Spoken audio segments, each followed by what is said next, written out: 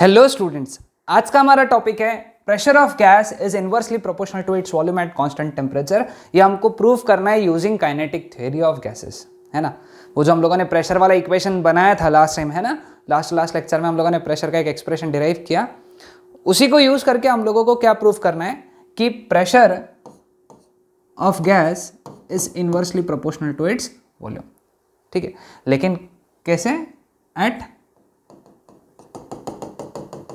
Constant temperature. ठीक है, तो एक काम करेंगे, हम लोग इक्वेशन लिखेंगे प्रेशर का, दैट इज 1/3 Nm/V V⁻²। ठीक है, ये इक्वेशन हमको पता था। अब ये इक्वेशन में हम लोग थोड़ा सा एडजस्टमेंट कर रहे हैं। देखो इस इक्वेशन को लिखने का तरीका 2/3 N/V ½ M V⁻²। 2 का एडजस्टमेंट किया। ठीक है, अब अगर टेम्परेचर कांस्टेंट है, ओके, देखो statement, if temperature is constant V⁻² is constant and hence kinetic energy which is ½ M V⁻² that is also constant, है ना, वो भी कांस्टेंट रहेगा। ठीक है, तो इसका मतलब ये जो टर्म है ये कांस्टेंट है। क्यों कांस्टेंट है? क्योंकि टेम्परेचर कांस्टेंट है। ठीक है, अब बात करते हैं आगे की बात। 2/3 तो ऑलरेडी कांस्टेंट है, n नंबर ऑफ मॉलिक्यूल्स है वो भी कांस्टेंट है ना। So we can write it down as P is equal to constant constant constant, मतलब कांस्टेंट अपॉन वॉल्यूम, है ना। Constant upon volume is nothing but like this, pressure is inversely proportional to volume. okay, pressure is inversely proportional to volume। तो ये हो गया हमारा पहला derivation, that is pressure of gas is inversely proportional to its volume at constant temperature. समझ में आया सबको? आसान सा डेरिवेशन है। ओके, ये डेरिवेशन इंपॉर्टेंट है बोर्ड्स के लिए। ओके, इसको हम लोग क्या बोलते हैं, तुमको याद होगा, इसको हम लोग बोलते हैं बॉयल्स लॉ।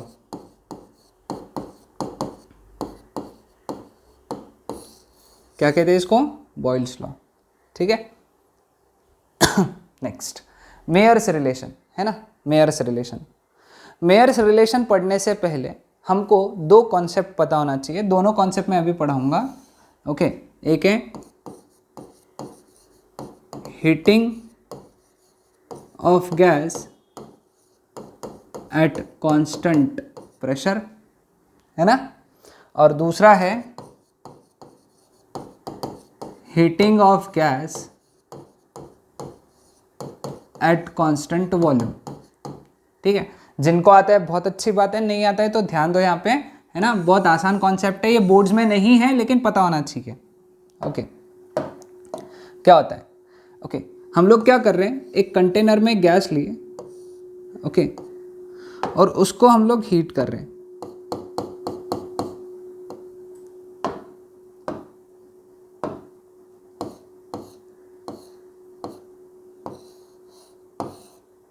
इस तरीके से हीट कर रहे हैं। ठीक है, यहाँ हम लोगों ने गैस लिया हुआ है।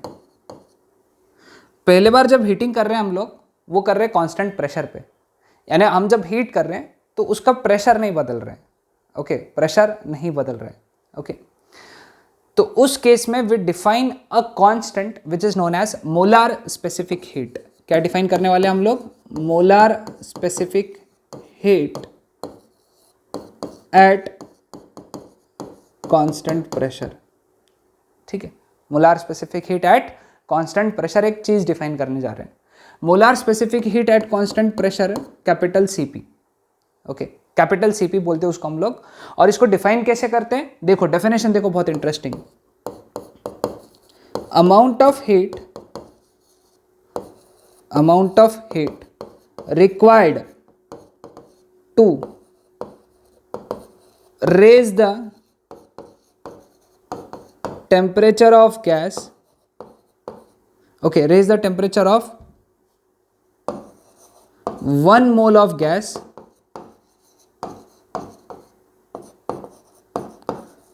through 1 Kelvin. Okay, amount of heat required to raise the temperature of 1 mole of gas through 1 Kelvin. Definition देख लो, हाँ CET के लिए इंपॉर्टेंट है. तो इसका अगर मैं फॉर्मूला लिखूं तो यह आएगा dq, सपोज हीट दिया मैंने उसको, n dt, है ना, ये फॉर्मूला आएगा इसका. Cp is equal to dq upon n dt. Clear with this? Okay, कोई डाउट किसी को? तो इसको बोलेंगे dq एट कांस्टेंट प्रेशर, यानी dqp. कोई डाउट किसी को यहाँ तक? आसान था. ओके, अब है ना,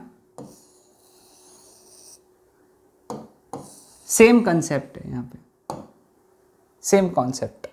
ठीक है, अब यहाँ पे अपन दूसरी चीज डिफाइन करने जा रहे हैं. अपन क्या करने जा रहे हैं? दूसरी चीज डिफाइन करने जा रहे हैं, वो है molar specific heat at constant volume, CV. यहाँ पे था constant pressure CP, capital CP, वहां पे कैपिटल CV. ठीक है, इसको कैसे डिफाइन करेंगे? सेम डेफिनेशन है, amount of heat required to raise the temperature of 1 mole of gas. Okay, 1 mole of gas through 1 Kelvin. Okay, लेकिन ये जो हो रहा था, ये हो रहा था एट कांस्टेंट प्रेशर. ओके, और ये होगा at constant volume, constant volume पे. ओके, तो उसको हम लोग बोलेंगे molar specific heat at constant volume. यानी हम लोगों ने वॉल्यूम कांस्टेंट रखा यहाँ पे. ओके, क्या कर रहे हैं यहाँ पे? वॉल्यूम कांस्टेंट रखा, यहाँ पे प्रेशर कांस्टेंट रखा. यहाँ पे प्रेशर नहीं बदलने दिया हम लोगों ने, और वहाँ पे वॉल्यूम नहीं बदलने दिया. हीट देते गए, हीट देते गए. कब तक देते गए? जब तक उसका टेम्परेचर 1 केल्विन से नहीं बढ़ता तब तक, है ना. टेम्परेचर बढ़ाने के लिए हीट तो देना पड़ेगा ना. तो यहाँ पे हीट कब तक दिया? जब तक उसका टेम्परेचर 1 केल्विन से नहीं बढ़ता. यहाँ पे हीट कब तक दिया? जब तक उसका टेम्परेचर 1 केल्विन से नहीं बढ़ता. लेकिन इन दोनों हीट में फर्क क्या था? यहाँ पे जब हीट दी हम लोगों ने प्रेशर को कांस्टेंट रहने दिया, वॉल्यूम बदलने दिया. और यहाँ पे हम लोगों ने जब हीट दी, यहाँ पे वॉल्यूम को कांस्टेंट रखा, प्रेशर नहीं बदलने दिया. ओके, तो इसका भी फॉर्मूला सेम इसके जैसा आएगा. देखो यहाँ पे CV is equal to dqv by n dt. ठीक है, क्लियर. अब relation between CP and CV, relation between CP and CV is known as अपना टॉपिक मेयर्स रिलेशन. CP और CV के बीच के रिलेशन को हम लोग बोलते हैं मेयर्स रिलेशन. ठीक है, अब देखते हैं हम लोग रिलेशन कैसा आएगा. ओके, रिलेशन निकालने से पहले कुछ बातें जरूरी अपने को याद रखना है. ओके, पहली बात, ये सब नोट डाउन करना है. ये रफ में सॉरी, ये एक्स्ट्रा पॉइंट से CET के लिए इंपॉर्टेंट है, तो उस तरीके से नोट डाउन करना है. लिखो, when heat is given at constant volume, dV is 0, therefore dW is equal to PdV, that is also 0, है ना. एक बात ध्यान में रखना, जब भी हीट कांस्टेंट वॉल्यूम पे दी जाएगी तो dV 0 रहेगा, वॉल्यूम चेंज नहीं होगा ना, क्योंकि वॉल्यूम कांस्टेंट है, तो dV 0 है. और dW का फॉर्मूला क्या होता है? PdV, जो थर्मोडायनामिक्स में पढ़ा होगा तुमने, केमिस्ट्री में और फिजिक्स में मैं भी पढ़ाऊंगा आगे. तो dW is equal to PdV, that is equal to 0. समझ में? तो dW is equal to PdV. Okay, and that is also 0. तो देयरफॉर, सॉरी यहाँ पे नहीं लिखते. देयरफॉर हीट गिवन, यानी जो भी हीट तुम दोगे, increases only internal energy of gas. इसको अंडरलाइन कर देना. यानी जो भी हीट तुम दोगे वो गैस की अंदर की जो एनर्जी रहेंगी, गैस के मॉलिक्यूल्स की एनर्जी रहेंगी, उसको हम लोग क्या बोलते हैं, इंटरनल एनर्जी, वही बढ़ाएगा। कब? लेकिन जब हीट कांस्टेंट वॉल्यूम पे दी जाएंगी तब। ध्यान में आया सबको? वापस एक बार रिपीट करूंगा कि जब भी हीट कांस्टेंट वॉल्यूम पे दी जाएगी तो जो भी हीट दी जाएगी वो गैस की इंटरनल एनर्जी ही बढ़ाएंगी। इंटरनल एनर्जी से तुमको क्या समझ में आना चाहिए? गैस के मॉलिक्यूल्स की एनर्जी। ओके, समझ में आया सबको यहां तक? तो ये हो गया हमारा पहला पार्ट। क्लियर? कोई डाउट?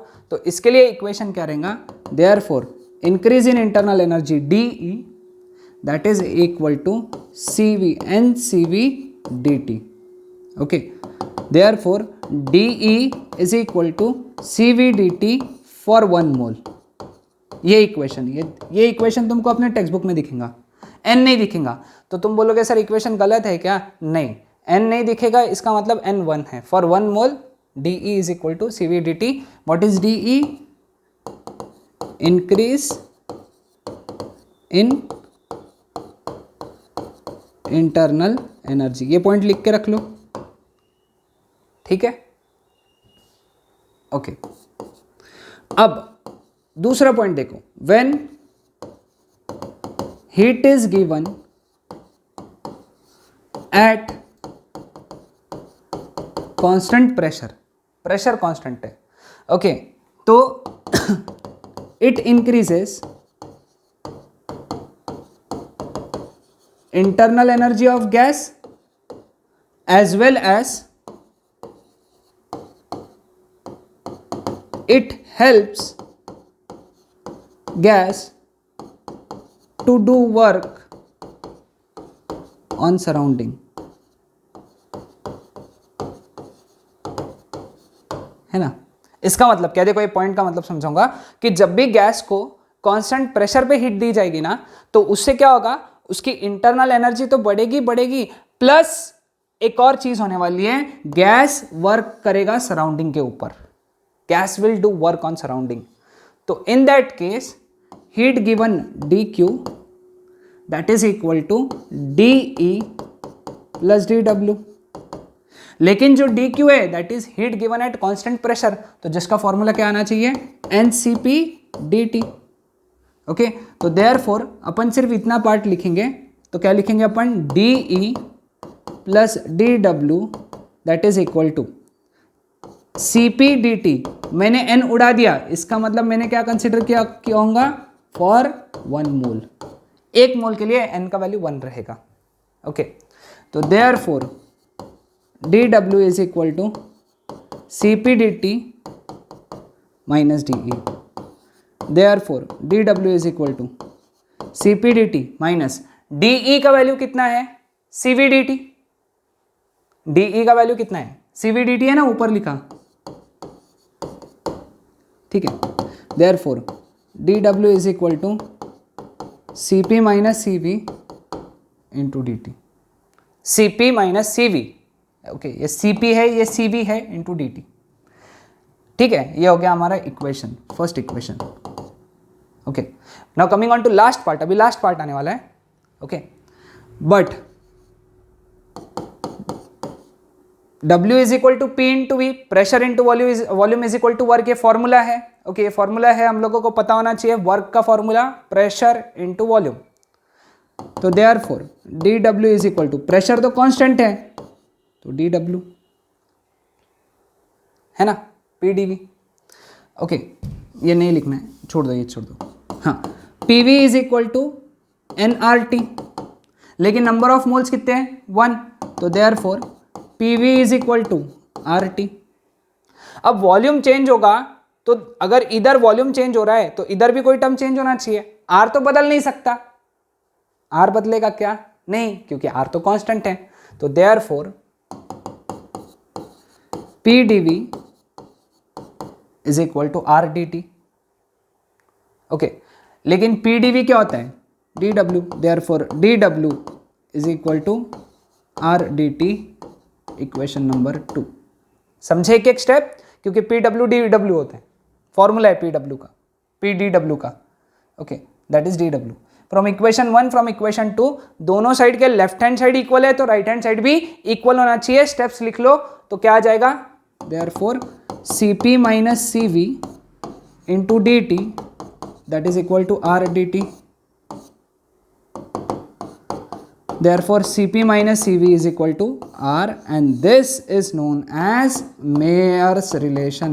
इसी को हम लोग Mayer's relation कहते हैं। Mayer's relation Cp minus Cv is equal to R। Okay, तो this is most important thing, इसको नोट डाउन कर लो। ओके, तो ये हम लोगों ने आज कंप्लीट किया, Cp minus Cv is equal to R। Okay, that's it.